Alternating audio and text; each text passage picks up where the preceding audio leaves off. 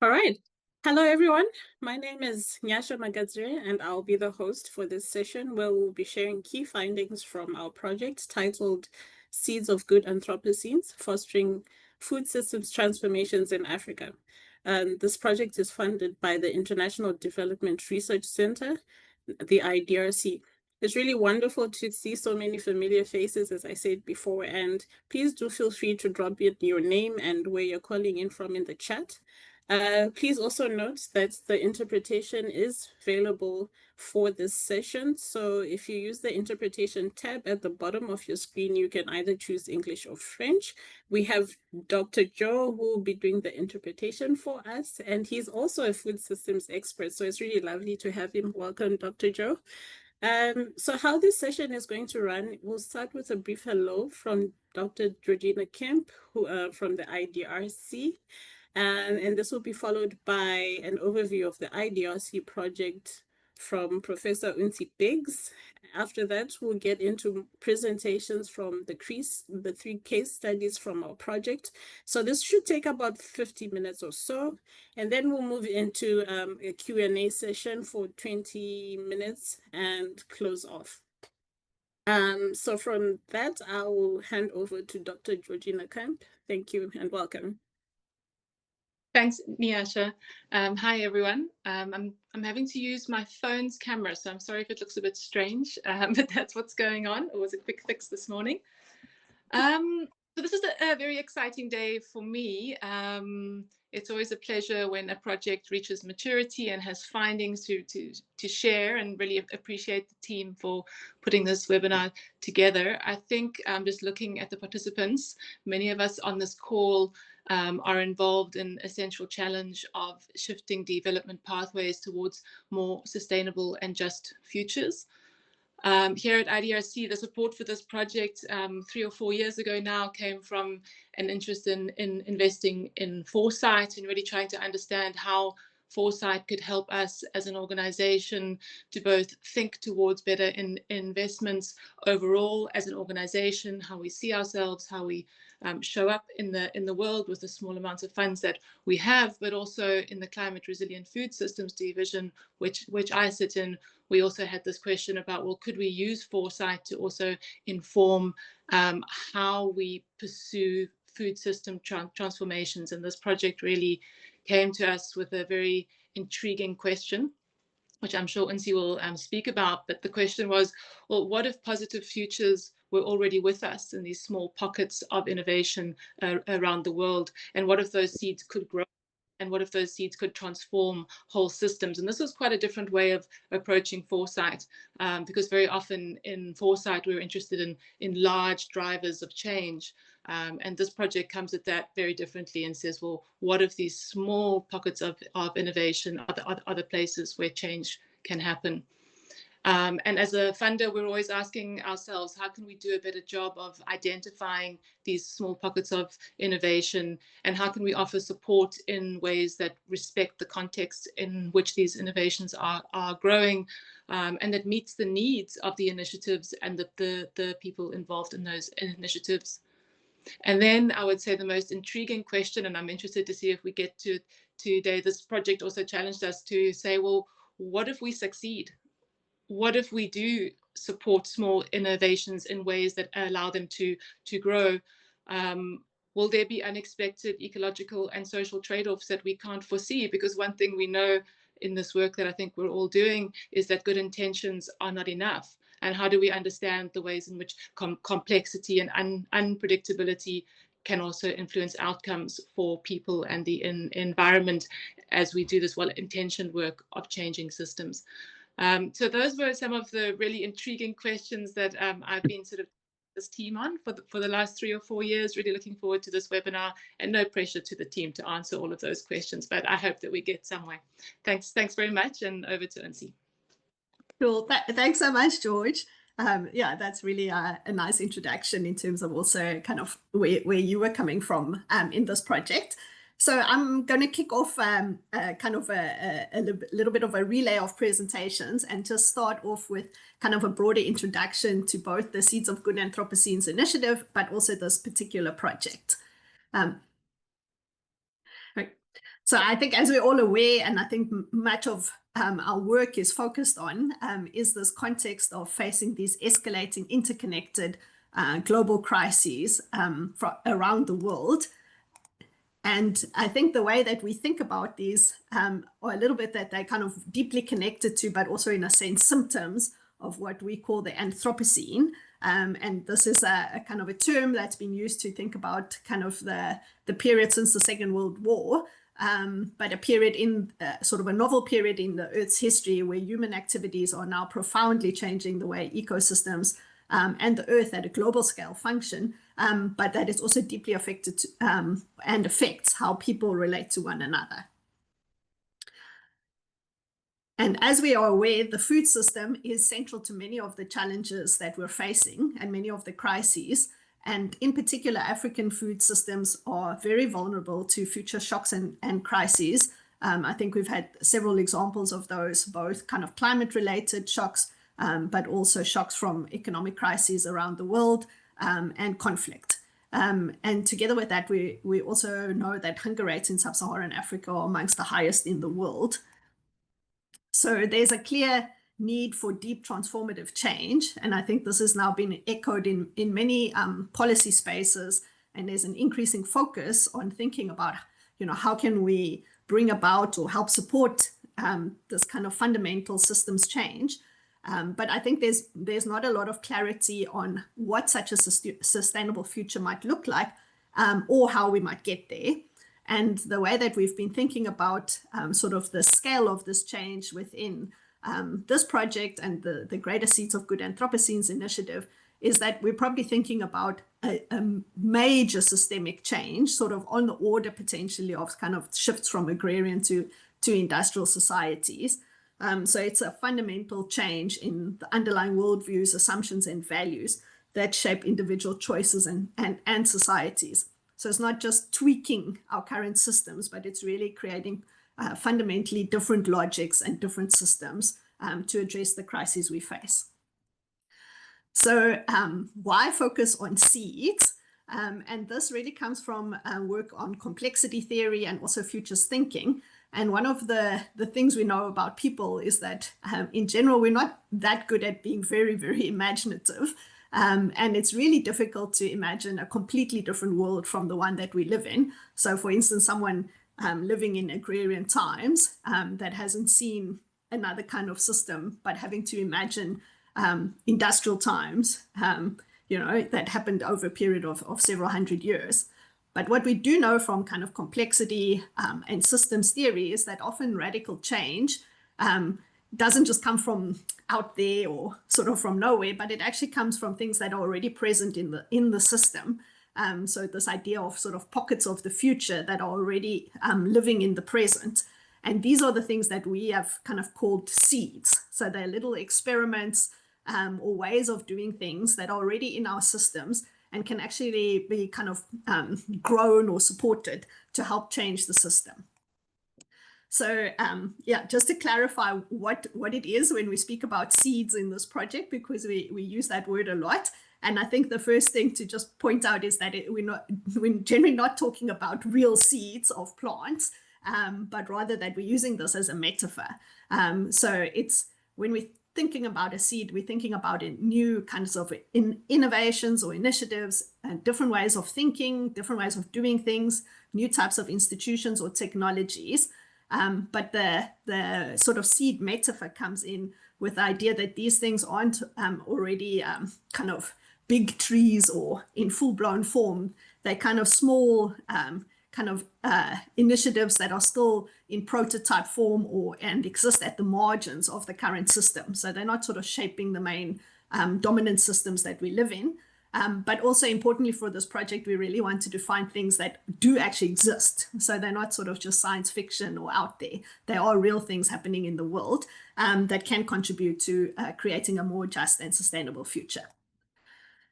So the Seeds of Good Anthropocenes initiative is this kind of global collection of projects around the world. It started in around 2014, and now it's got sort of different initiatives that are sort of loosely linked to one another.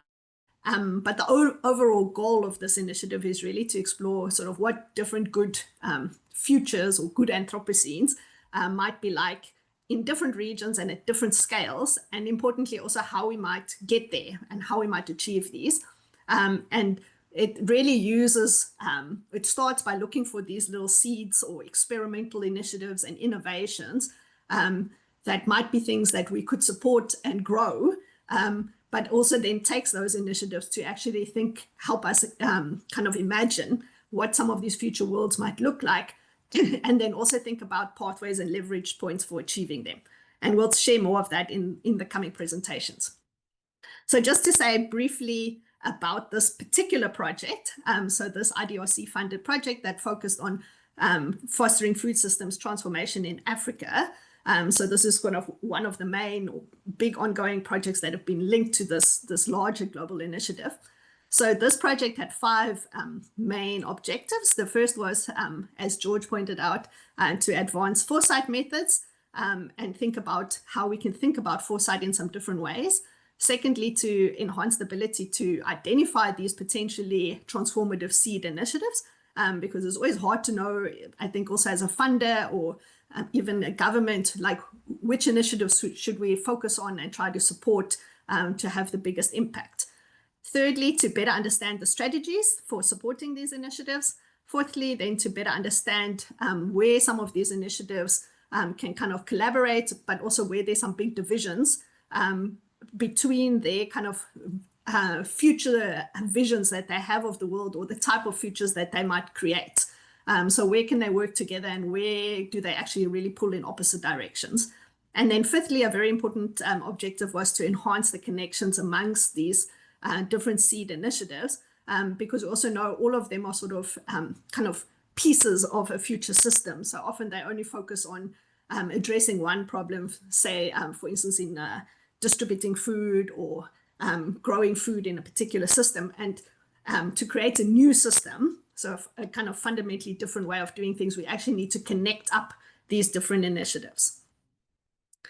So just that overview of the project team, we had a very, I think, fun and diverse team from different parts within South Africa and with partners in Ghana and also in Kenya. And then we also had several partners in Canada, based at McGill University and Guelph University, and also at the Stockholm Resilience Center in Sweden. The project had 3 main case studies. So we focused on 3 big coastal urban cities and their surrounding landscapes. So we didn't just focus sort of on the metropolitan core, but kind of the wider system around these cities that support them. And that was in order to explore some of these rural-urban connections, but also to pay some attention to some of the innovations happening in marine and coastal systems, which hadn't really been a focus in some of the earlier work in the SEEDS project. So the 3 case studies were Cape Town in South Africa, Accra or Greater Accra in Ghana, and then Mombasa in Kenya. The 4 main components of this project. So the first step was really to identify and collect these seeds, and sort of leading up to this, we also did a lot more kind of conceptual work in terms of really trying to think a bit more about what is a seed and how do we identify seeds. Then secondly, a lot of work was also focused on helping connect seeds so that we form these bigger collaborative networks. And that was especially through the workshops we ran, but also some of the follow-up activities. Then the key focus was then to develop these future visions based on the seeds and the ideas that we kind of got from collecting and interviewing these different seed initiatives. And then I think the key thing we really want to come away with is then also some of the pathways and leverage points for supporting seeds and transformative change more generally. So just briefly, in terms of identifying and interviewing seeds, we identified over 200 seeds across the 3 case studies and interviewed almost 100 of them. There's some examples shown on the right, but you'll hear more in the coming presentations. But just to say, they really were spread across both the large-scale commercial, but also small-scale subsistence production. They were also in the, some of the seeds were within food distribution, retail, waste processing, as well as looking at some kind of larger institutional, technological, or market-related seeds that sort of influence the food system. So it was a very diverse set of seed innovations and initiatives that we looked at. And on the right, there are some 4 pictures of some of the seeds, and we'll go into some more detail in the coming presentations. Then in each of the 3 case study regions, we held a 3-day futures workshop. And as I mentioned, a key objective of these workshops was also to really connect diverse stakeholders that are doing innovative work within these regions. So the participants included a diverse set of people, including chefs, people from farming cooperatives, soup kitchens, artists, NGOs, government representatives, people from universities, and some funders.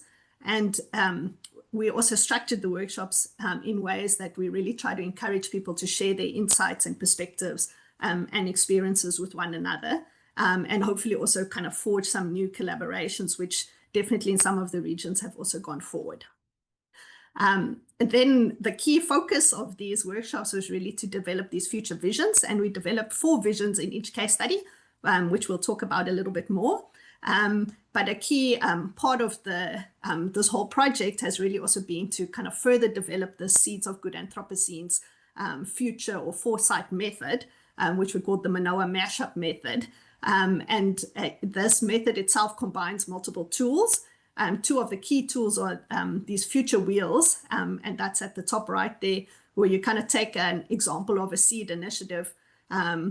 So for instance, a kind of a new app for marketing produce, and then think a bit about if that innovation was not just a small scale thing that involved a few people, but was really like the mainstream way that the world worked, what would be the implications? And we think first of like the immediate implications, that's kind of the first wheel, and then the bigger implications beyond that. And that is kind of also how we then develop the visions and scenarios from these seeds. And each vision really kind of puts together 3 different seeds or very different kinds of ideas, and then kind of mashes them up to come up with these future visions.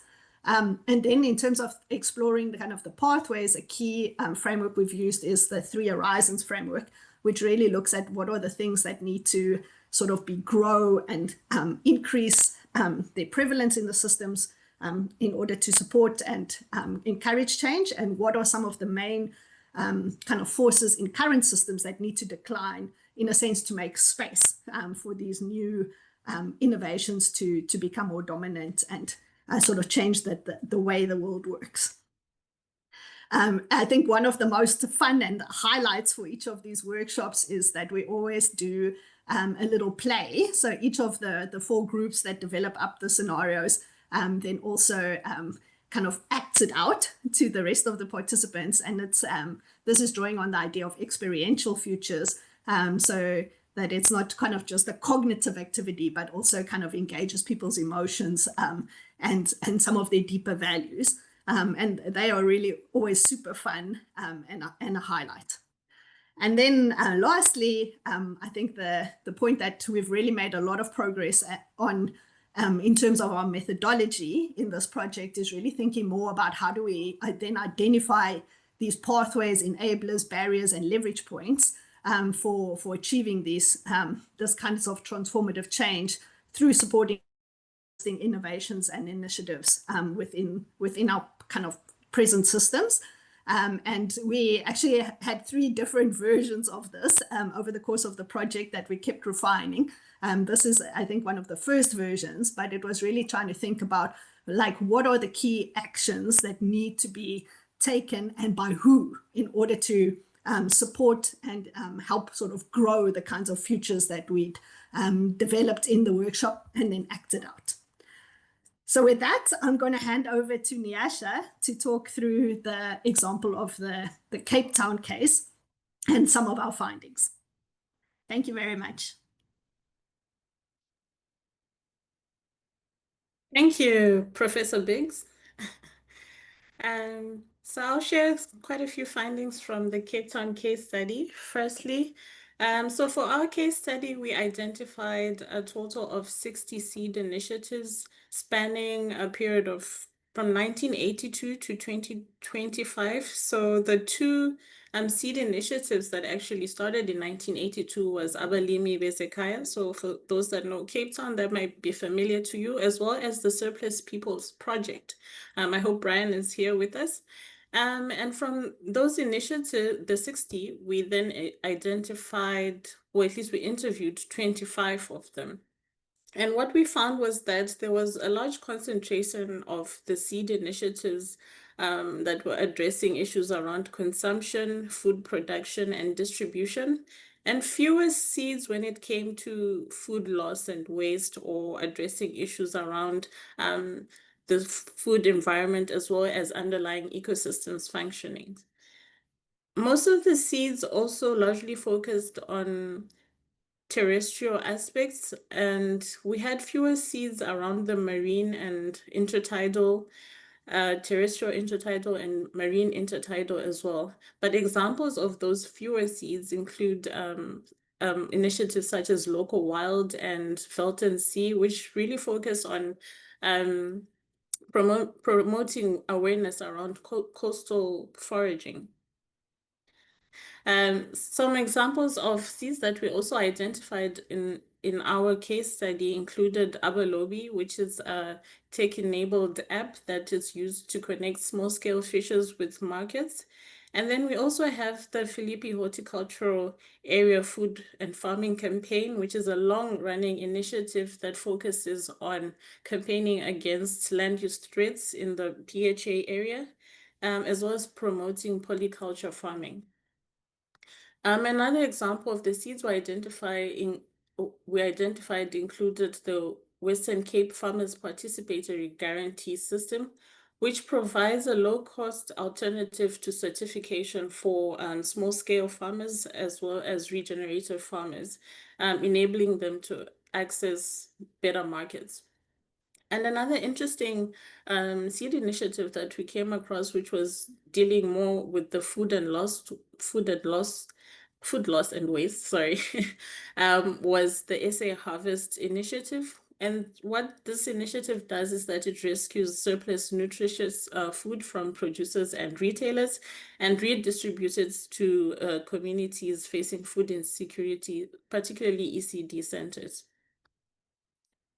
In terms of the goals and the actions, we found that most of these initiatives focused on 6 key areas. One, which was addressing food and nutrition security. Secondly, promoting sustainable production and circular economies, and also restoring biodiversity and ecosystem health, and empowering communities and improving livelihoods, and also strengthening value chain and market access, and lastly, providing platforms for knowledge exchange and innovation. To give a few examples, under food and nutrition security, we found a mix of community gardens, micro farms, and school feeding programs such as Gugulethu Urban Food and Farming Initiative, as well as the VegCop Farm, which is a polyculture farm, and Feeding in Action. And all these activities work towards addressing food and nutrition security in Cape Town. And then in terms of the community empowerment and livelihoods initiatives, we also found initiatives such as SALFT, which some of you may be familiar with, which is the South African Urban Food and Farming Trust. And they work in combining training and farming and advocacy around community gardens in underserved communities. And then lastly, on community empowerment, we found initiatives such as Surplus Peoples Project, which work very hard in advocacy and also pushing for equitable access and systemic reform. Finally, when we looked at the enablers, and this was to do with what are the key factors that actually enable these seeds to establish and also sustain themselves, we found that there were 5 key categories. The first being funding, followed by collaborations and partnerships, and also it was to do with the leadership and founders' backgrounds, and also policy and institutional windows, and lastly, cultural and community assets.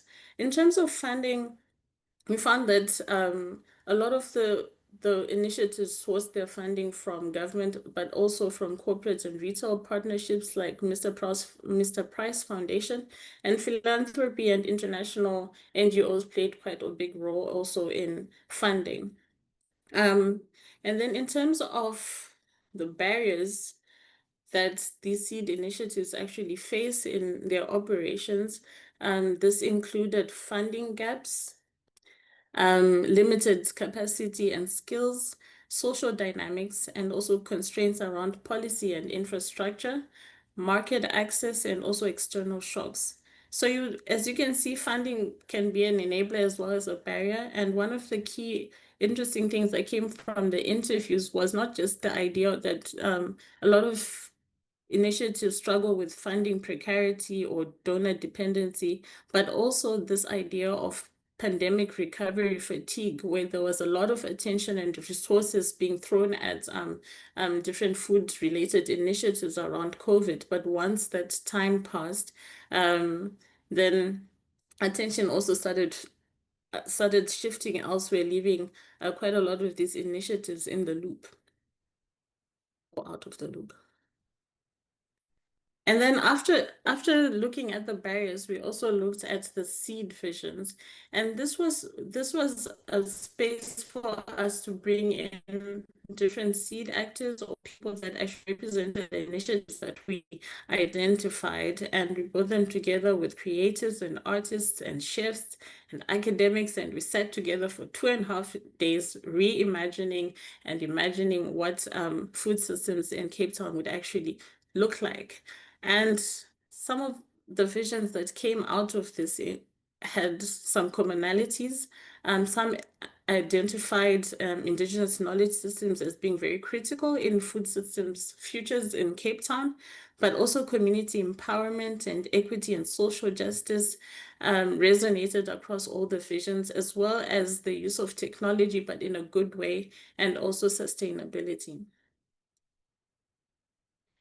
There were also some points of divergence in the visions. Some visions, especially when it came to economic transformation, favored the idea of cooperative ownership and community enterprises, while other visions rather focused on pushing for systemic reforms such as universal basic income and progressive taxation. There's also a bit of tension between cultural focus and structural change, with some other visions really focusing on cultural revitalization, while other visions felt that it was important to push rather for dismantling corporate dominance and political restructuring. There was also an issue around land reform that came up in the visioning exercise, with a question around how exactly to achieve land reform, whether it was to prioritize and leverage existing policies or to develop new co-ownership models, or simply push for grassroots reform.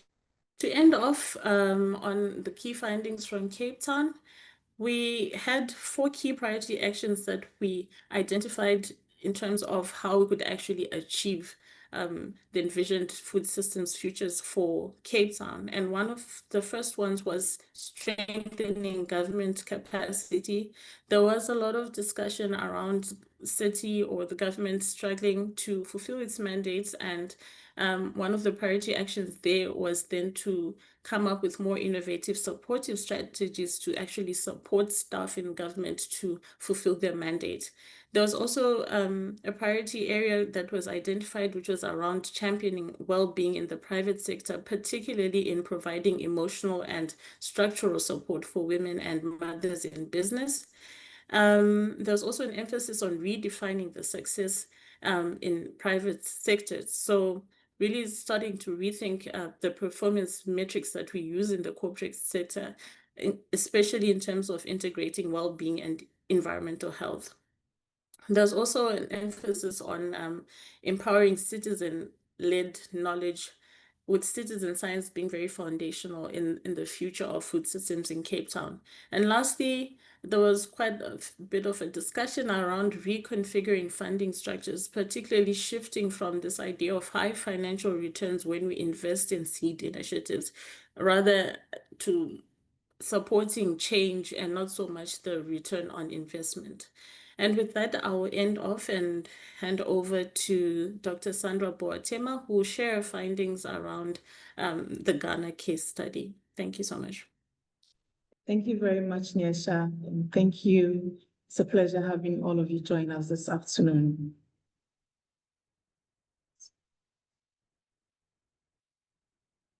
For the Accra case study, our goal was to identify seeds that were 250 kilometers outside of Accra and also within Accra.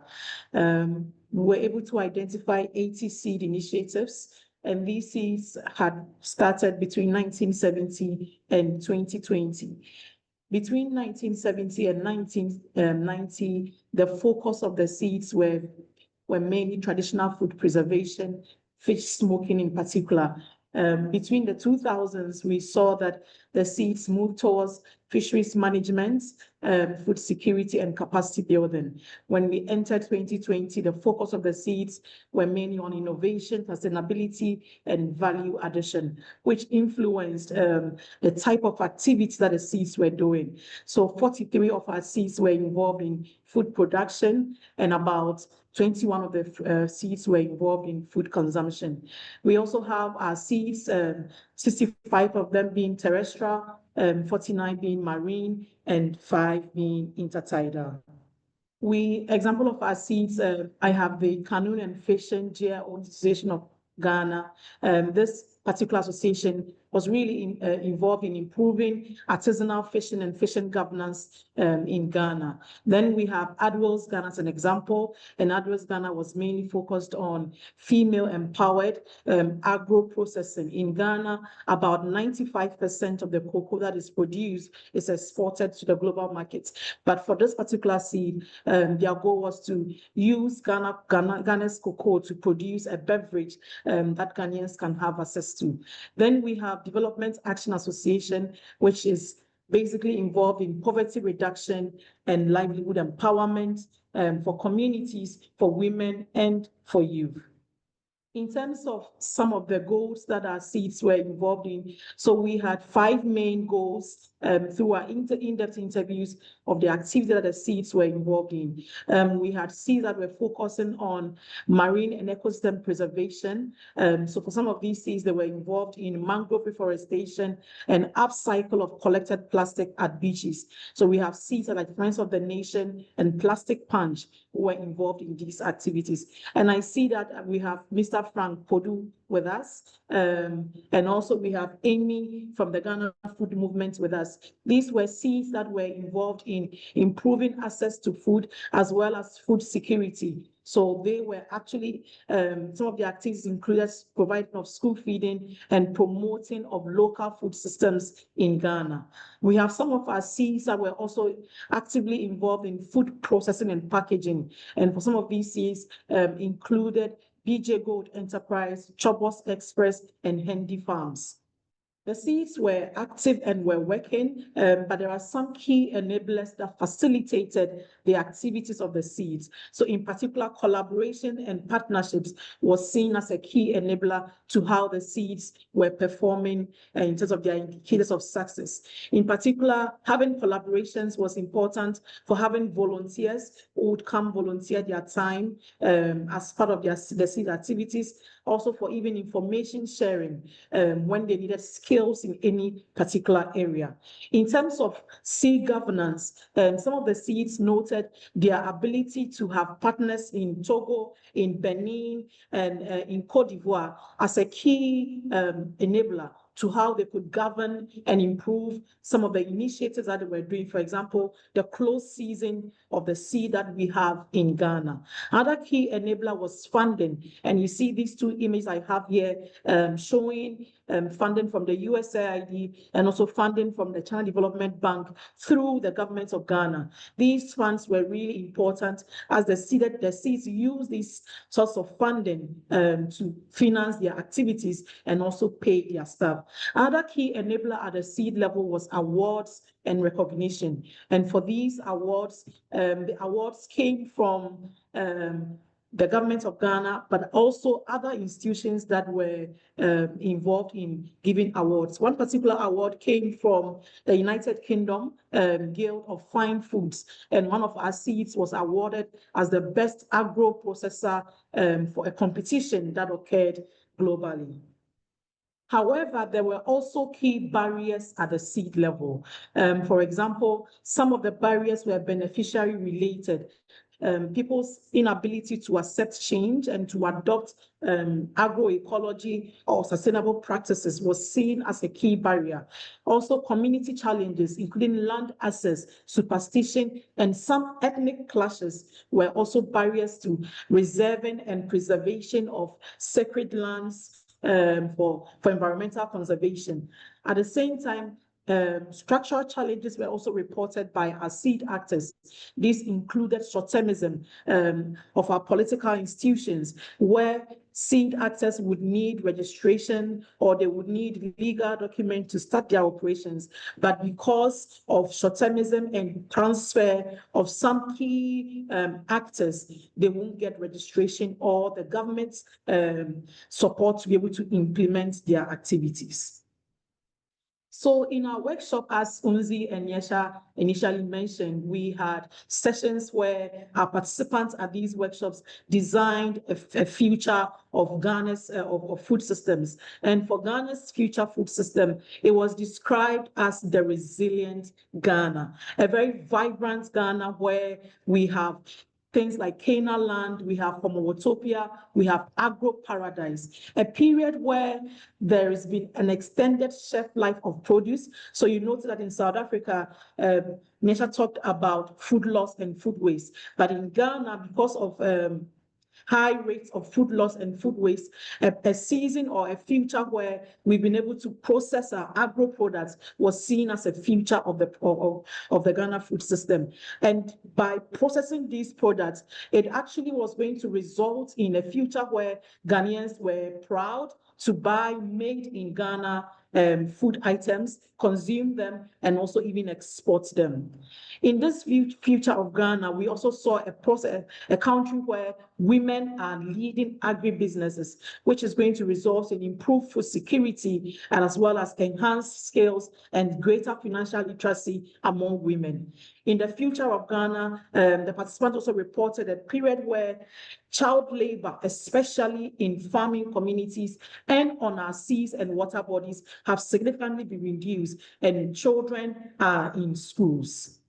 In terms of points of convergence on these future visions, our participants agreed on a vision where Ghana has employed or has instituted circular economy. So the emphasis was on a vision of environmental stability, resource efficiency, and reduced environmental impact. Also, there was a convergence on a vision of empowerment of women, in particular empowering women economically, financially, and culturally. Another point of agreement was on environmental conservation. So a period where we have marine ecosystems being healthy, but we also have land ecosystems being healthy, such that these healthy ecosystems can lead to improved lives and also improved livelihoods for fishing communities as well as farming communities. However, there were some points of divergence on what our future vision should look like. In particular, how these visions were supposed to be achieved. For some of the visions, they were more focused on national transformations, whilst others were focused on community-based transformations. Also, some of the visions some of the disagreements were actually about more terrestrial ecosystems, whilst some of the visions were linking both the terrestrial and the marine system. Also, in terms of urban and rural ecosystems, some of the visions were pushing for an urbanized Ghana in all rural areas, but some were also pushing for rural areas that had access to resources and actually rural empowerment. So in terms of how the vision of Ghana's food system should be in the future, there were these points of disagreement on how the future should be and how it should look like. So in terms of how to even achieve this future vision for Ghana, one of the core recommendations or actions that was suggested by the team was building networks and partnership. So citizens, governments, think tanks were encouraged to build networks and partnership that can actually influence how we achieve the future vision for Ghana. Another action that was recommended was supporting employee well-being and development. And for these particular action, it was suggested to creative and artists to use their influence through the media to influence behavioral change when it comes to conservation, agriculture, and also food consumption. Faith-based organizations were also encouraged to raise awareness on agricultural insurance, as well as healthy lifestyles, protecting the environment, and the link between humans, environment, and animal systems. In terms of the next action that was also recommended, our participants also recommended leveraging technology, and in particular, governments, big businesses, and small, medium scale businesses were seen as key contributors or key actors who had to make this change happen. In particular, small businesses were encouraged to include the use of electric vehicles and electric powered solar panels for drying of fish or for transporting of food products. So this is what happened in Ghana, and I'm excited to hand you over to my colleague, Joyce, who is going to share with us the Kenyan case study. Thank you.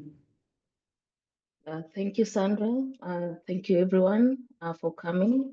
I am Joyce Ogino, the PhD candidate on this project, and I'll be taking you through the case study for Mombasa. So in the Mombasa case study, we identified 65 food system initiatives. This was from the year 96 to 2024. And we saw a gradual increase in the number of initiatives, especially in 2024, due to the increasing role and support of innovation hubs within the region. And out of this, we did 33 interviews from different parts of the food system. And from the first graph, you can see that most of the activities had ecosystem activities, doing a lot of restoration around mangroves, around corals, restocking, creating fish closures. And also there was a lot on food production and waste management.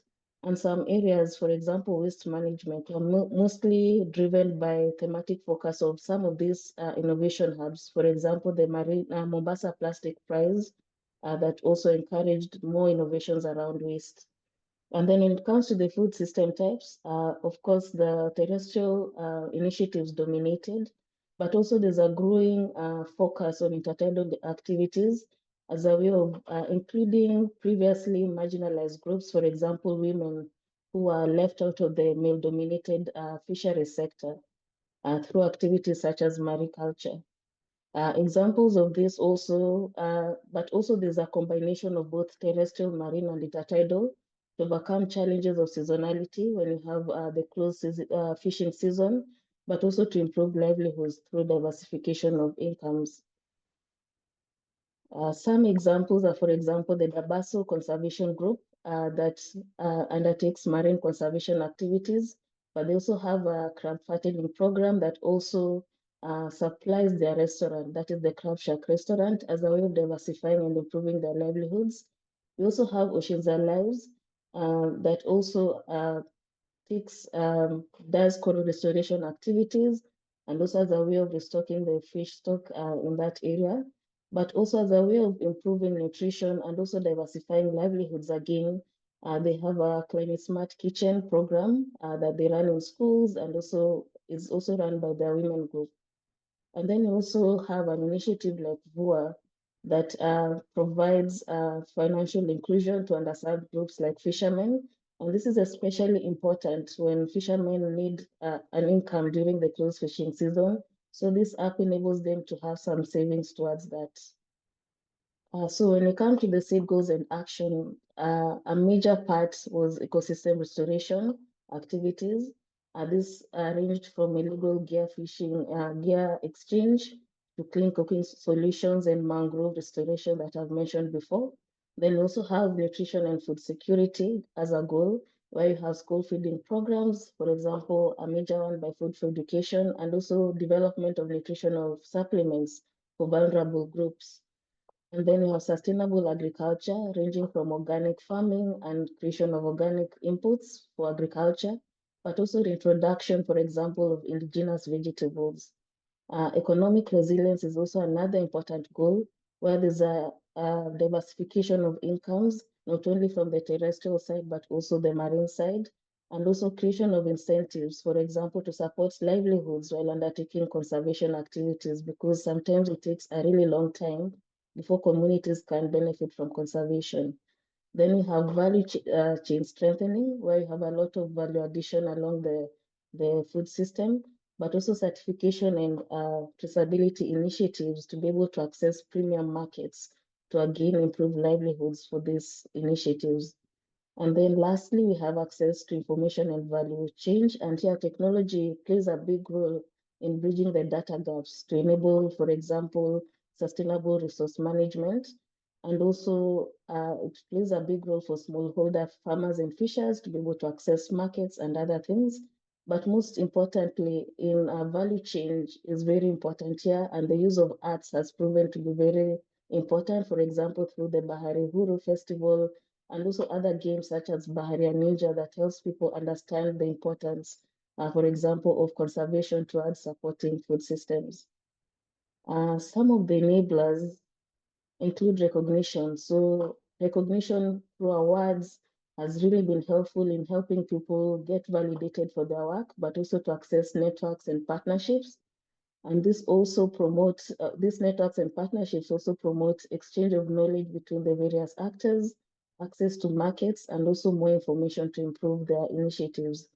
Institutional support is also very crucial, especially through entrepreneurship support organizations that provide tools and knowledge that these initiatives need, provide training, also provide seed funding and connection to other partners that can help improve the initiatives.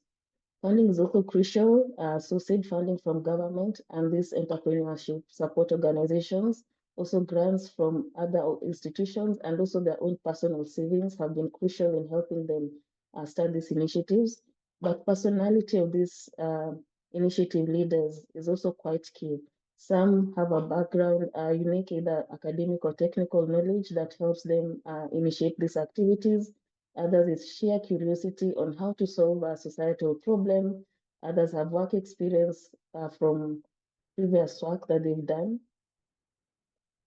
And then another enabler was COVID. So for example, initiatives that were in the terrestrial sector, for example, focusing on urban farming, they were able to really grow because there's an increased demand with everyone being restricted at home.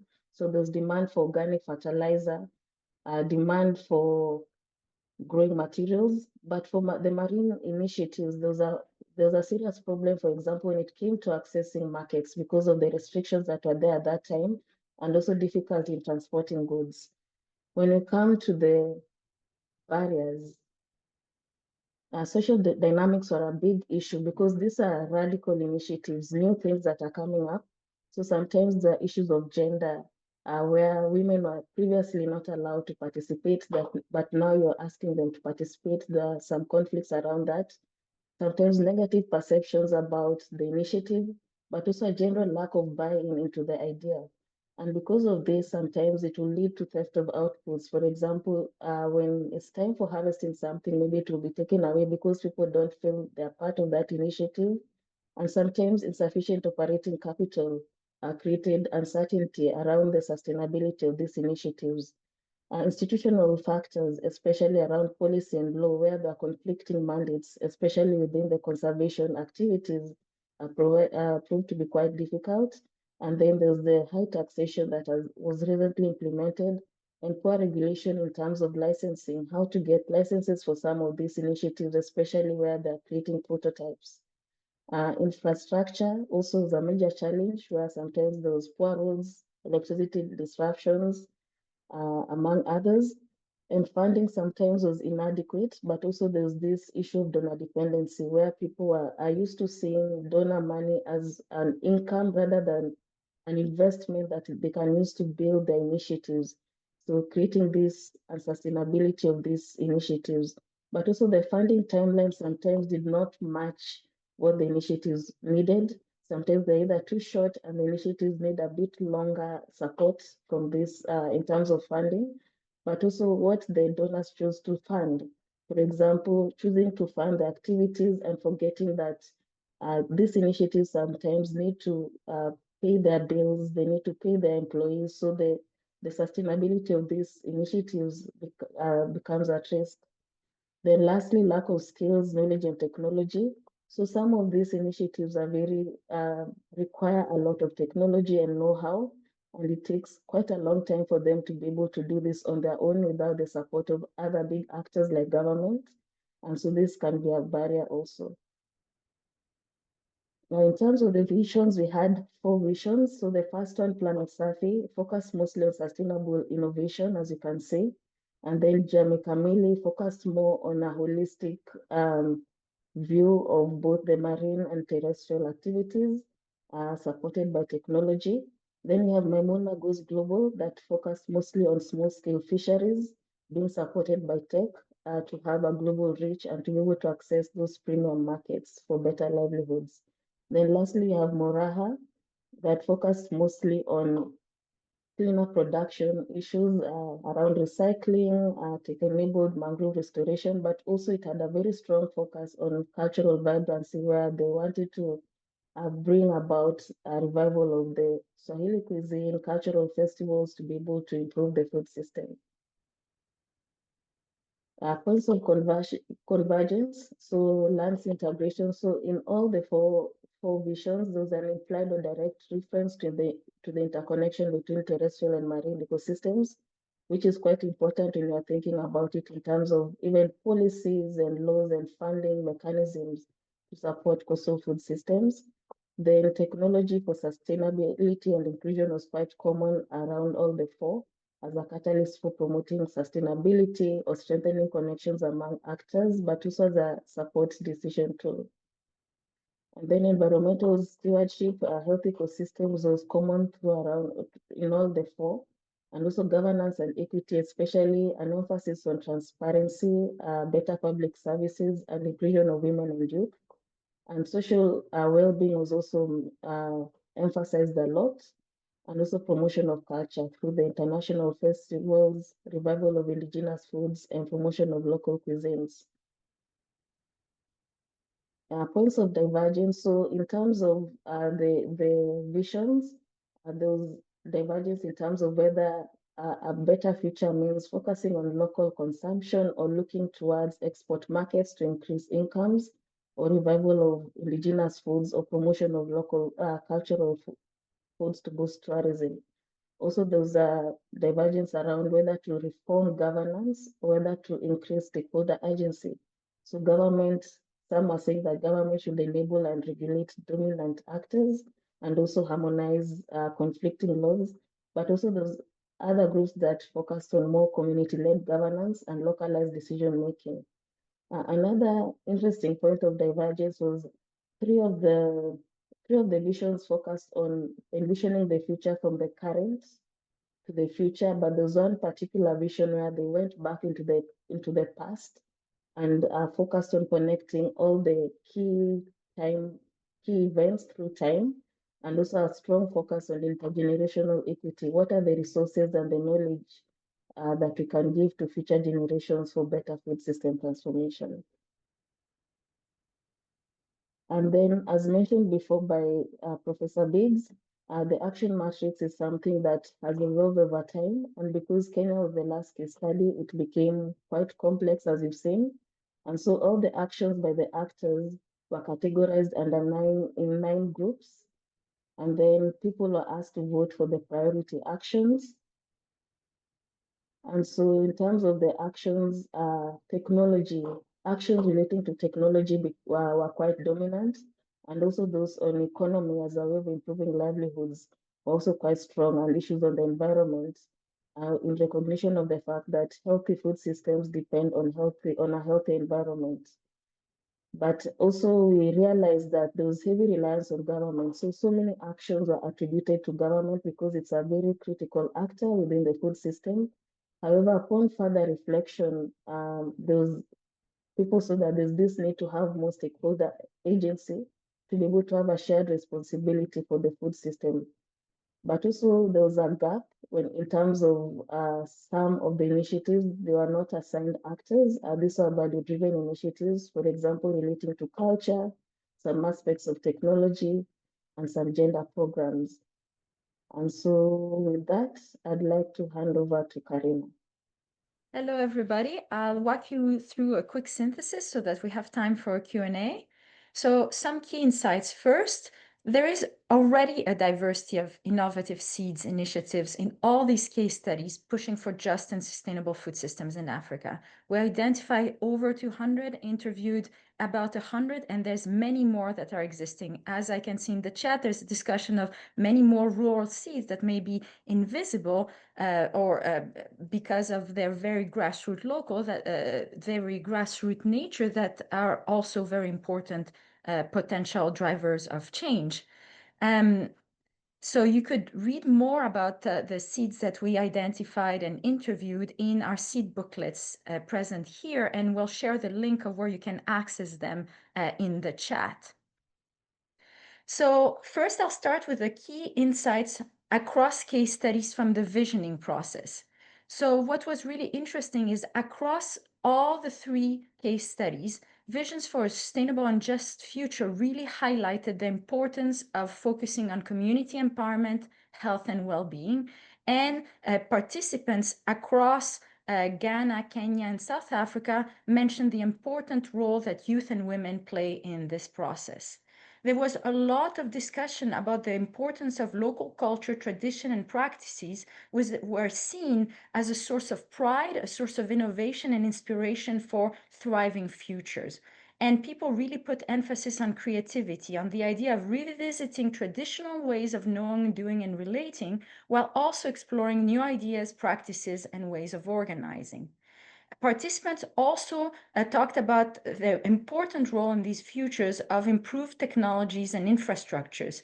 And these were reframed, however, to support communities and ecosystems. So an example, for instance, in the Ghana case studies, they talked about creating solar trotros or solar-powered fishing boats. And this is the idea of meshing more traditional ways of doing things with new technologies. All visions saw improved governance as crucial and emphasized the importance of trust and transparency in order to move towards these thriving futures. All of the visions across case studies also emphasized investing into diversified economies and sustaining diverse ecosystems that linked marine and coastal as well as terrestrial, but also urban and rural spaces.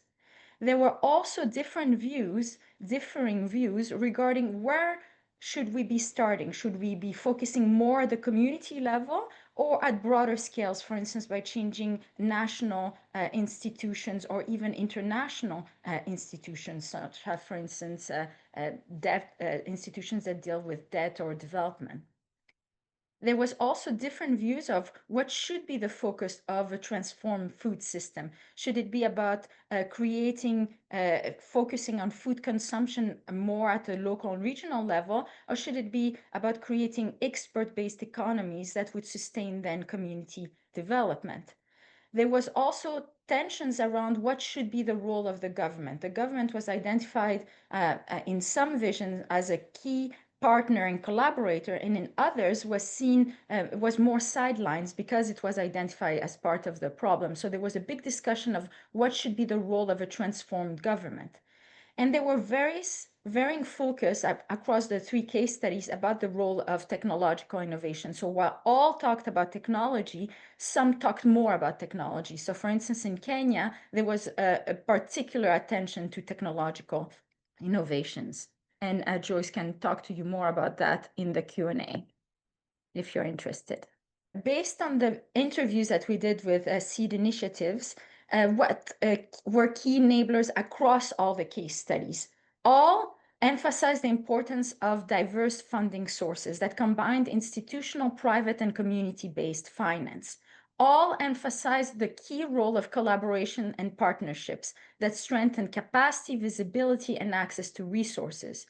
That was also linked to this idea of shared knowledge and shared training, and learning and capacity buildings were key for sustainability and innovation across the 3 case studies.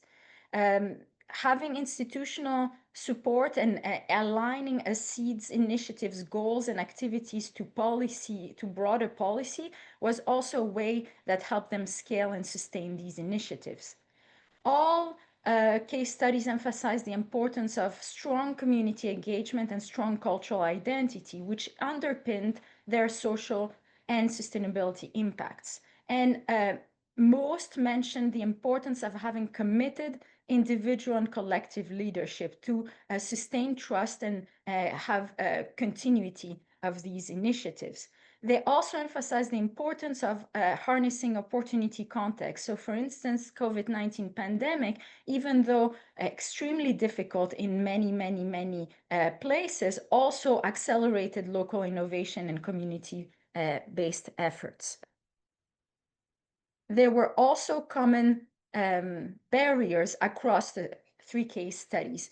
First, many seeds highlighted financial instability as a key barrier. Dependence on external donors, limited adaptability when funding priorities, for instance, or economic conditions shifted.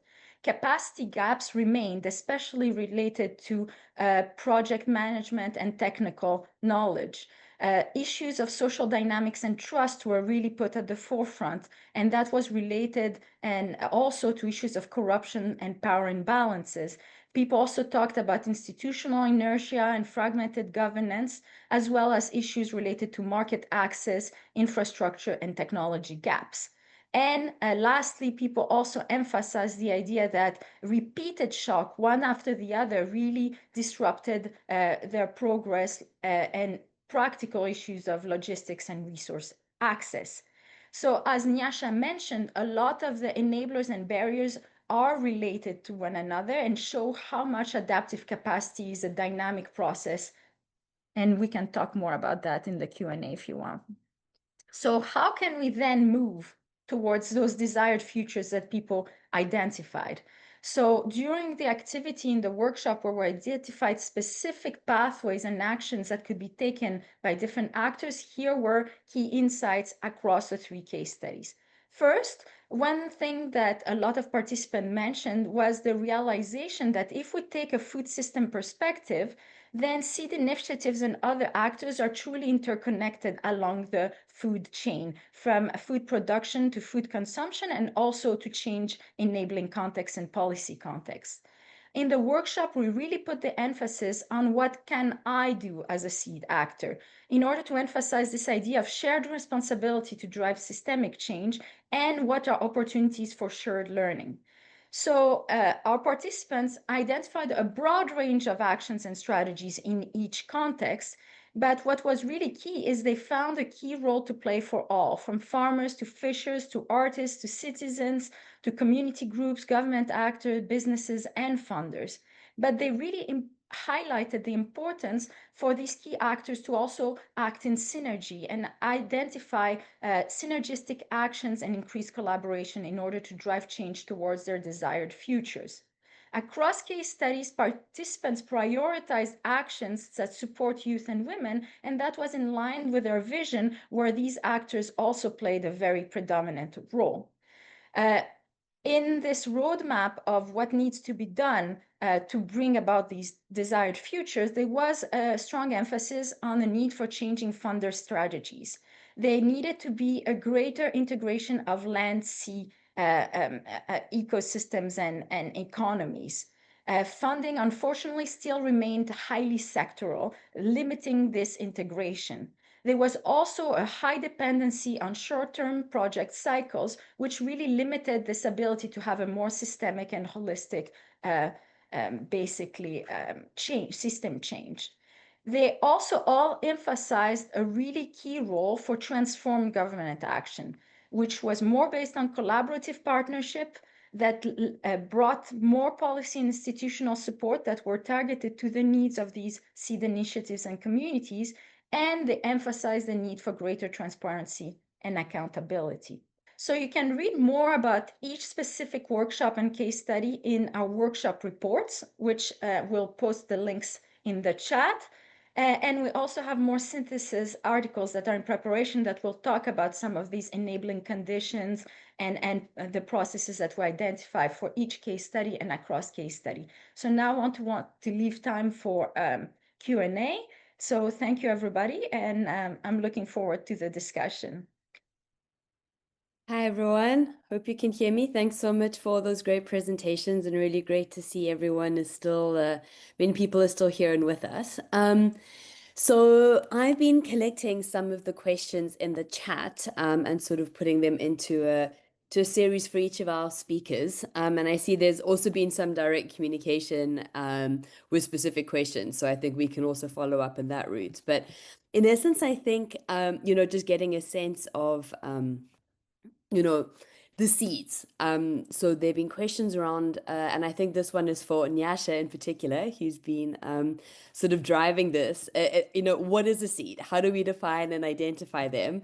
How do we distinguish a non-seed per se? And then what advice would you give to researchers who are just beginning to study seeds in this initial sort of stage? And then also maybe you can also reflect on whether foresight was used in the process of kind of seed selection. And there was a question and it has been engaged with, but sort of in terms of the scanning of seeds, whether we also looked at corporate and government seeds, right? And I think that's been an ongoing question of like, how much is a seed if it's sort of sitting within these dominant institutions, right? And I think that is something that we can reflect on as a group. And then a question that has definitely been dealt with in the chat, which seems to be the more urban bias of some of the seeds, and I guess that comes from starting with particular cities. But I think Sandra, particularly in the Ghana case, and I think also Joyce can talk to it in the Mombasa case, in terms of how we also went a little bit further afield to make sure that we didn't have that extreme bias. So some questions there, and I see that new ones are sort of coming into the chat. There were also some questions specifically on the visions, and I think whether they were anchored to a specific point in time. And then I think the question that we always get, and maybe this is something that you can talk to Unsi, which is whether these visions were understood as realistic projections or sort of seen as utopian futures because they were more desirable. And so maybe sort of some reflection on how we've been focusing on from the vision perspective.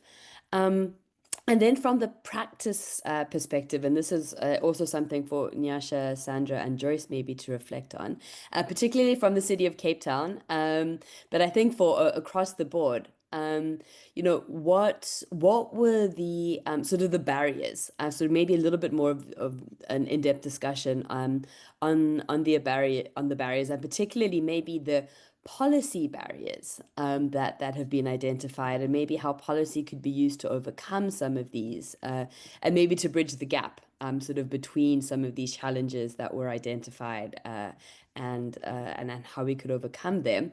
And then so towards the end, we also started to focus questions on the financial sector. And maybe we could talk a little bit more to the method we used, as you were responding, Sandra, to say that, yes, finances was a very important component, focusing just on financial exclusion using an alternative finance system. We didn't necessarily find a lot of seeds, though Joyce, I think also in the Kenya examples that question of financing definitely came through. But I think in the broader discussions that we had, maybe we could reflect a little bit more on the financing components, because even though they weren't specifically seeds, that economic element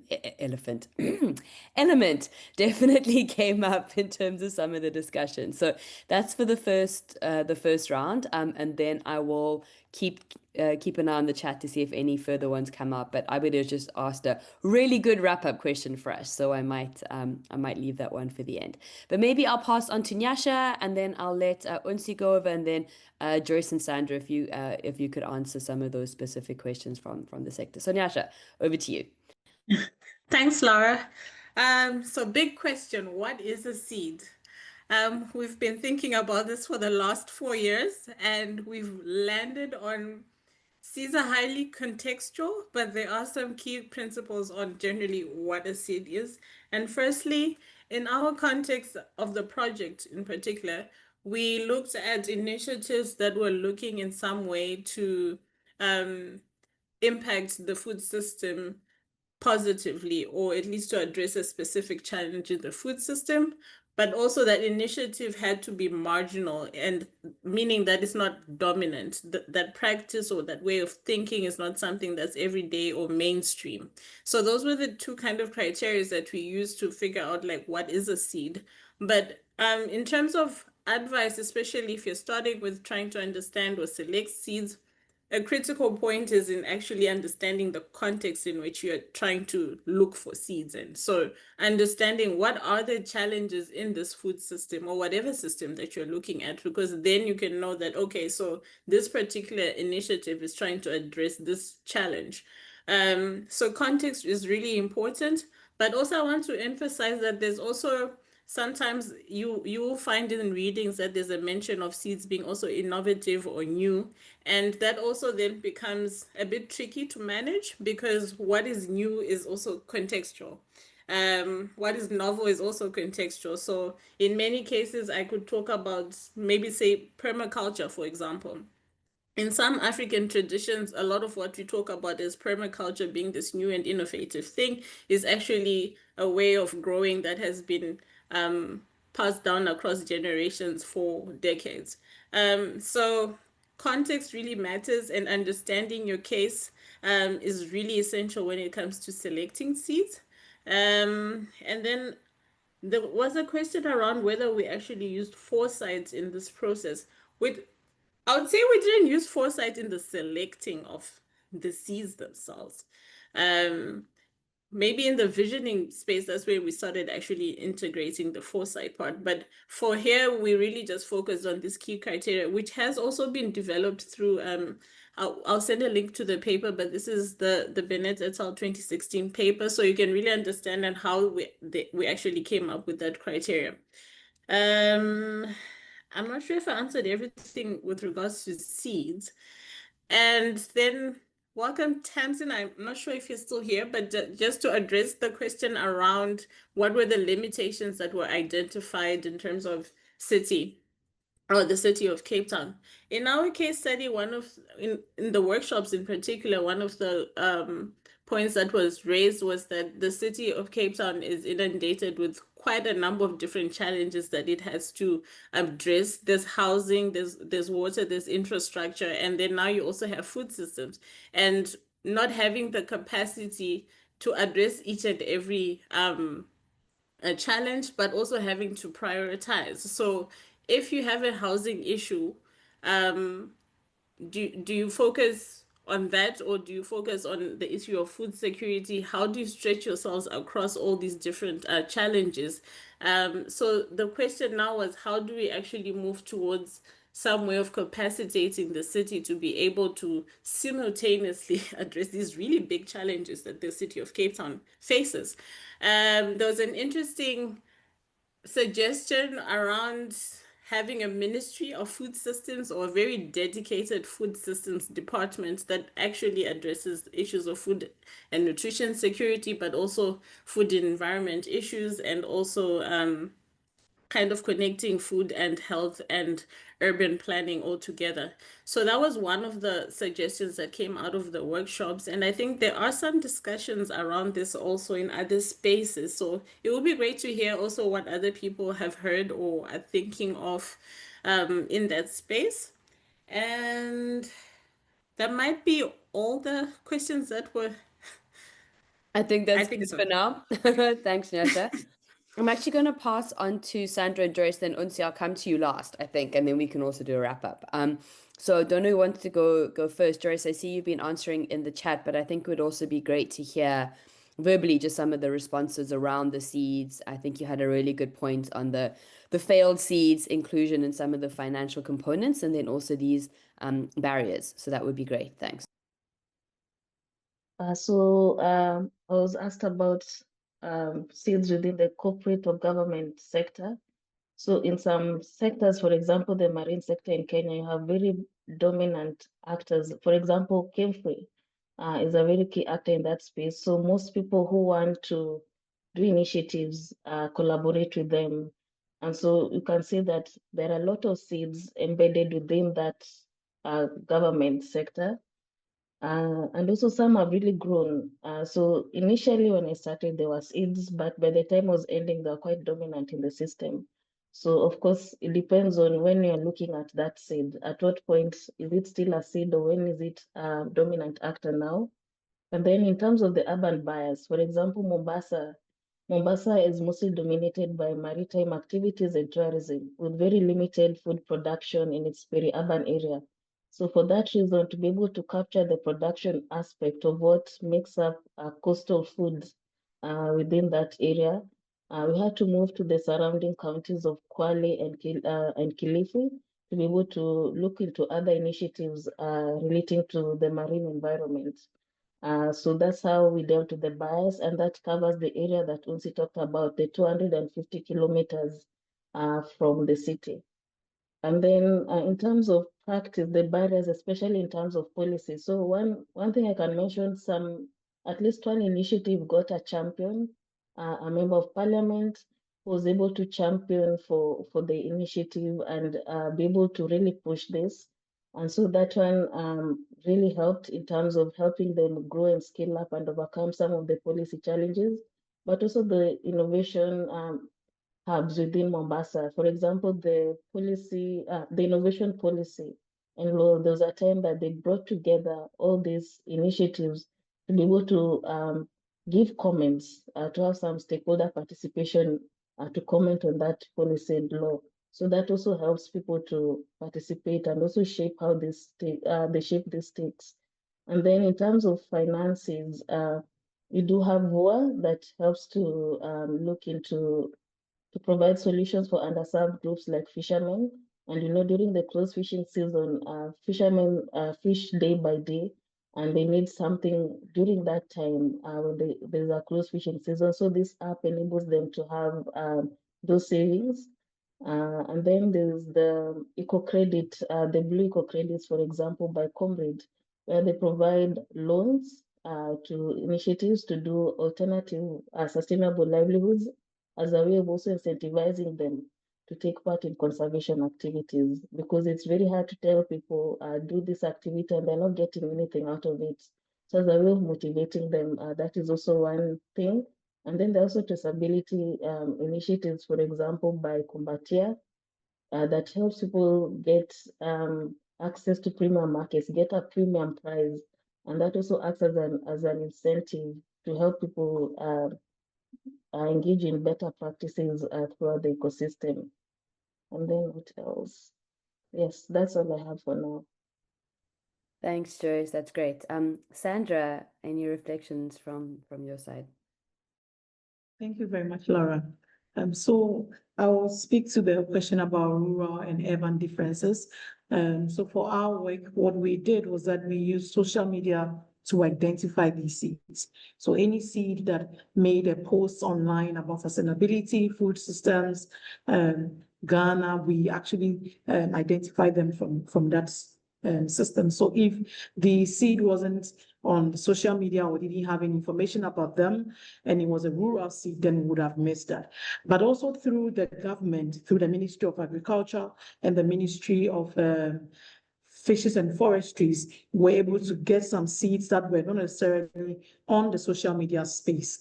And after speaking with seeds, we also use snowballing to identify other seeds that wouldn't have been captured through the social media search, and also the government institutions. But I'm happy to say that due to these three diverse ways of recruiting our participants or our seeds, we had seeds from Edukrom in the eastern region, we have seeds from Asamankese, some rural areas, and then we also seeds from Boko and even Pusiga, going all the way to the northern sectors of Ghana. In terms of some of the barriers from the policy and structural angle, it was really with the agro processors who would need FDA or Food and Drugs Authority approval for their products to be on the market. And it takes a lot of effort to be able to get that certification to sell your products.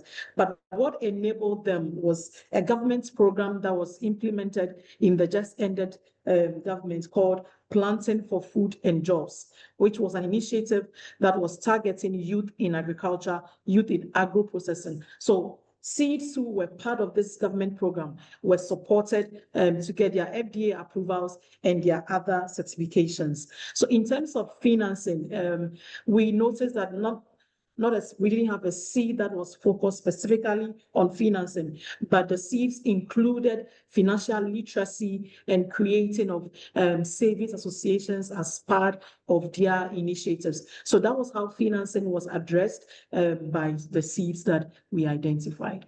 Thank you, Nhova. Thanks so much, Sandra. So Unsi, over to you. Visioning timeframes. There was also an interesting question on envisioning futures where these innovations don't take place. So I think that's part of the overall methodological sort of angle that you could talk to. And then Abida had a final question on what the next steps are for the project. So I think that's a good thing for you to also wrap up with the last 3 minutes. For that, I'll hand over to Nyasha. But yeah, maybe just to say briefly on the visioning process. So yeah, I think one of the things with what is a seed and identifying seeds, and this kind of talks then to the visions, is I guess I'm increasingly also thinking about if one thinks about some of the particular food systems you're in, and what are the dynamics that are trapping it or that are creating bad outcomes. And then I think the seeds, in a sense, are the ones that have the potential to have some sort of dynamic that can, or effect that can help break some of those dynamics that are trapping the system. So I actually we're kind of collaborating a little on some discussions within this new Society for Social Ecological Systems on how the idea of seeds also links to the ideas around regenerative dynamics. So also what are like little experiments that can set in motion bigger cascades of change that kind of reinforce each other. So I think that also links to the idea around the visions, which is, I think, kind of a major conceptual way starting point for this project is that like, we're not taking individual initiatives and just scaling them up. So I think it's not sort of like saying, oh, we've got like we've invented a composting toilet and we're just going to roll it out across the whole world. In a sense, what you're rather thinking about is what are some of the kind of key ideas within those seeds, and how can those core ideas, in a sense, be scaled by replicating in context-specific ways. But I think especially how can those different ideas be connected together to actually kind of build alternative systems. So I think that's also very much the approach within the foresight process we use, is to try to take very different sort of seeds as starting points and then think about, so in a sense, we then leave the seed. That's sort of just the initial starting point to trigger our thinking, but to think about if this kind of core idea that's embodied by the seed, or this set of core ideas, were kind of the mainstream way the world worked, what would it look like? And then kind of clash together 3 different ones like that to come up with an alternative vision. So in a sense, these visions are inspired by what is existing at present, but it's kind of then, trying to integrate different ideas. And I think the one important question about negative outcomes, I think, is also we very much are, I think we're trying to think about positive futures, but obviously when you bring different seeds or initiatives together, we also think about what are some of the tensions and places they could clash or have bad outcomes. But then I think the like sort of the next step would then also be to think like, what would we need to build into that scenario to enable that thing to not be negative? So it's almost like also using that to then push our thinking further to say what would need to be in place in the scenario to address the potential bad outcome so that it would still kind of move in a better direction. So yeah, those are just maybe some thoughts on how we did the visioning. We didn't have strict time frames. I think that's also sort of part of the approach that and the methodology we've used has been less sort of specifically tied to a particular time frame. So to try to kind of leave it a little bit more open. So people used a little bit different time frames, but I think it's often sort of within a generation or two that people are thinking typically. I think with that, seeing as our time is up, I'm going to just hand over to Nyasha to talk about next steps. But thanks so much, everyone, for coming and for your interest. It's really great to see everyone here and also all the people we interviewed and interacted with at the workshops. It's really lovely to see you again. Yeah. Thanks, Unsi. Thanks, Laura, for fielding our Q&A. And yes, we have sadly come to the end of our session, and we're just getting into the questions and discussions. So it would really be nice to still have some more discussions. Feel free to email either one of us. I probably should have put a contact somewhere, but yes, we will reach out anyway with firstly a recording of this session. And we'll also put together a small summary or blog post that I'll circulate along with that recording. I've also added a link to the booklets which catalog a nice spread of the seeds that we identified in the 3 case studies. So we have 3 booklets for each case study, and also some workshop reports that really detail the process that we used for the workshop and the visioning exercise.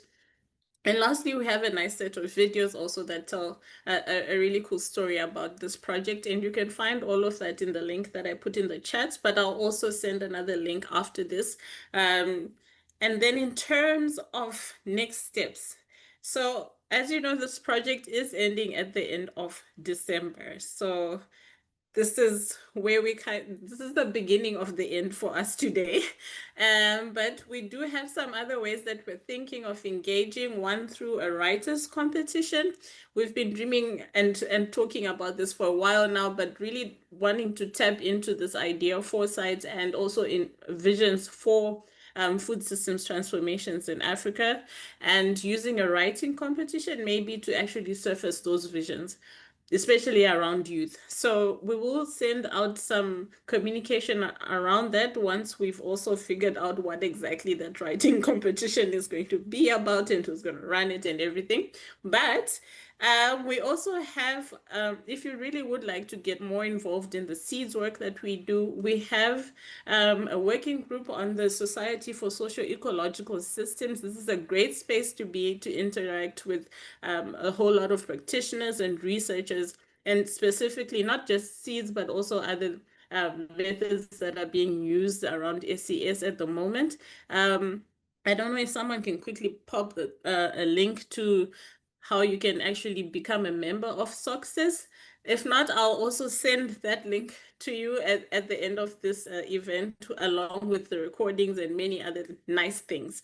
But I really just want to take a moment to thank, firstly, IDRC for supporting us through this last 4 years and helping us do such amazing work and engage with an even amazing set of people. Thank you for all our participants, came to the workshops, the interviews. A whole lot of these insights would not be possible if you hadn't been so generous in sharing your experience in running the seed. So we really appreciate you, and to the project team and everyone who attended, thank you so very much. We really appreciate your interest. And with that, I bless and release us all, wishing you a good evening, morning, or afternoon. Thank you so much. Thanks, Nasha. Thanks all. Lovely to see you. Bye. Bye.